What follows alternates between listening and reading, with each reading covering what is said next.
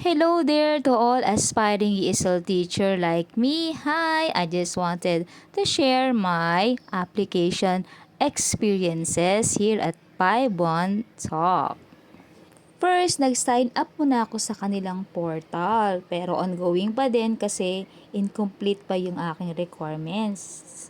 And then, nag-undergo ko ng initial assessment. So, yung common question during interview, they ask your full name, age, educational attainment, work experience, and how did you know about Paibon Talk? And then the next step will be the pre-service orientation and the technical check. So I have a separate video for my actual technical check. So just watch it so you have an idea.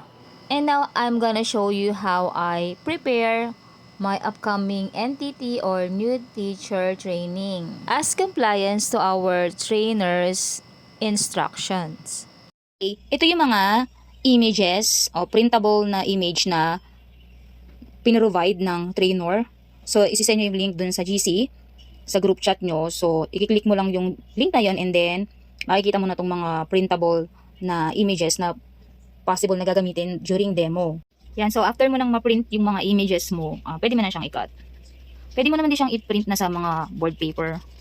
Or pwede naman din sa bond paper. Kaso pag bond paper, malambot nga siya. So, gagawin mo na lang ng paraan para hindi siya malambot.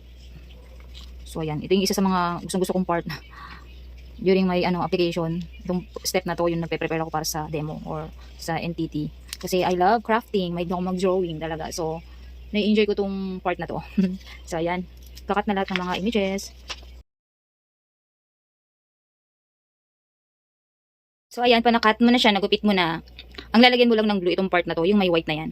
Kasi para hindi malagyan ng glue itong ink kasi baka kumalat yung ink niya. So, dito lang sa part na may konting, space na bond paper. Yan, ganyan. Yan lang, sa gilid lang.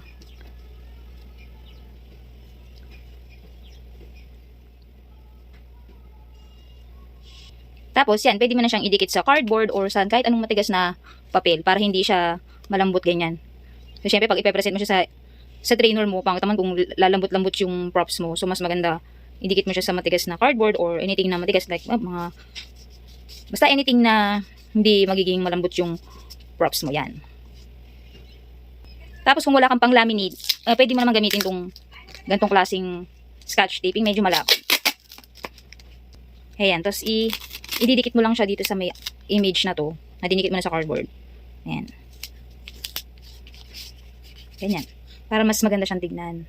At secure yung image na in case mabasa, hindi siya magpe-fade yung ink niya, di ba? Tapos, pag nadikitan mo siya ng scotch tape, pwede mo na siyang gupitin ulit.